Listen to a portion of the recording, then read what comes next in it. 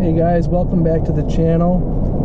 If you're new to the channel, please click subscribe down below for future videos. Thanks for tuning in. So in this video I wanted to go over some of the big news actually. The 2018 Detroit Auto Show had some pretty interesting unveils as far as vehicles go, and I wanted to talk about the full-size trucks. It's pretty amazing actually what's going on in the full-size truck market. I think the winner as far as the new trucks goes is the underdog. I think the new Ram that just came out really just destroys the competition. That's probably a bold statement. You know, GM came out with an interesting new offering. If you've watched this channel for some time, you'll know that I've had some issues with my 2015 GMC Sierra. So I was blown away that I really loved when I saw the unveiling of the new Silverado. You know, naturally I wanted to hate it, and I didn't. So the new styling is really impressive. The gills, as far as the aerodynamics go on the front end, is a little bit weird, but I would chalk that up to something that I would think after I see them on the road for a short period of time, it'll probably be a feature that grows on. The Trail Boss version is something that I think is a really great addition to the lineup. The one thing that I was a little underwhelmed with as far as the Silverado is the interior design. They really just took a decent design that already existed and kind of improved upon it. I wasn't really blown away by it.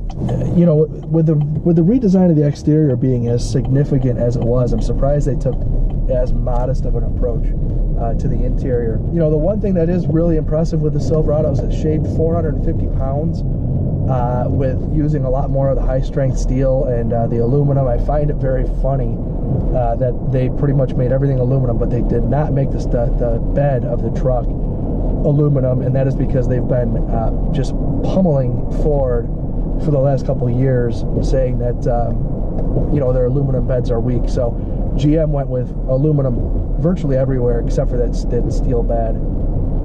I think it's just because how are you going to market for years that the aluminum is a weak bed and then put it in your bed? So anyways, they've made a 450 pound weight savings, which is very substantial. They are introducing a diesel into the 1500, which again, very important. It's funny because I rank right now the Ram, I think is leaps and bounds above what was put out from the competition. But the funny thing is that the Silverado went with more of a brutish like design, and the Ram toned it down, so it was almost a design flop. Now Ram, from a offering standpoint, the reason why I think that Ram just crushed it this year with their redesign is it's a little more of a sophisticated version of what the Ram used to be, and I think that was something that kind of needed to be done. It was, you know, I like the 2015 Sierra that I have now. I like it because it has kind of a rugged look to it. But the Ram always had this like forward slanted, you know, real aggressive front end that I didn't hate it, but it was a little bit too much. So I think that the changes they made to the front end are great. Now the other thing that the Ram did that is absolutely awesome is these chin spoilers on the front ends of these pickup trucks are really a necessary evil for gas mileage. I took mine off my 2015 Sierra only because it drags anytime you go off-road, and it's just a matter of time before it just rips right off the front end.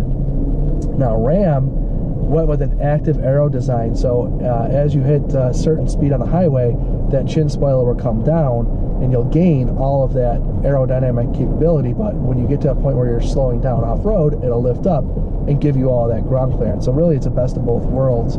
The other part of the Ram that's been around for a while, but it stayed on the vehicle, and I think it makes it an industry leader from a comfort standpoint. I've never driven the Ram with the air suspension, but I think the air suspension is something that is awesome. You get rid of the need for running boards because when you park the vehicle, you can drop it down for ease of entry, which I have a 2-year-old, so that to me that's something that I think is unique. Nobody else offers it.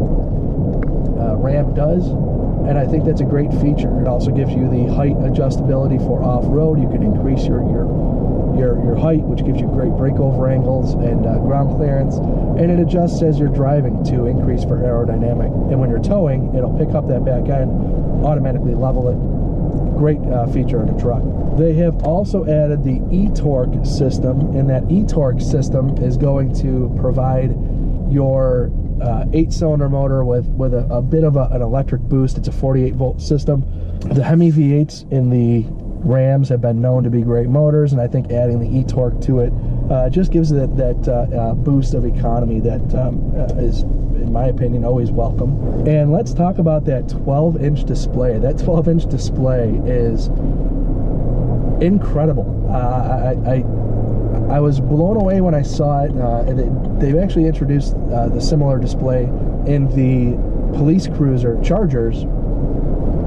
So this 12-inch display in the Rams, I think it's great. I've been waiting for kind of the next step of infotainment, and I think that Ram knocked it out of the park. I'm very excited to see that. Uconnect is already known in the industry as being one of the greatest systems out there as far as infotainment, and this just basically gives you two of them. The other thing I think that Ram added that I haven't seen elsewhere is these active tune mass modules, and what these are is it's basically just a component that mounts to the frame, and it counteracts any vibrations that you'll get out of that frame.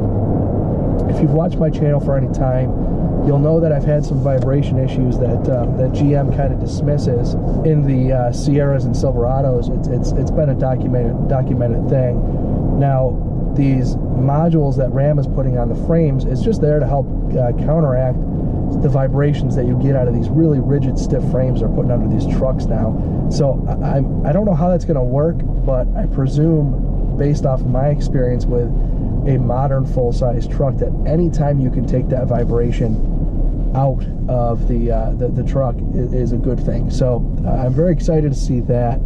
And then they also have added active noise canceling, so to make the cab a quieter riding cab. So, you know, Ram just really pulled out all the stops, and they have engineered a masterpiece, in my opinion. I do anticipate that it will be my next vehicle. I've kind of been back and forth on what my next vehicle would be, and this Ram offering really has me leaning towards that direction. Now, I don't want to leave Ford out of the equation here.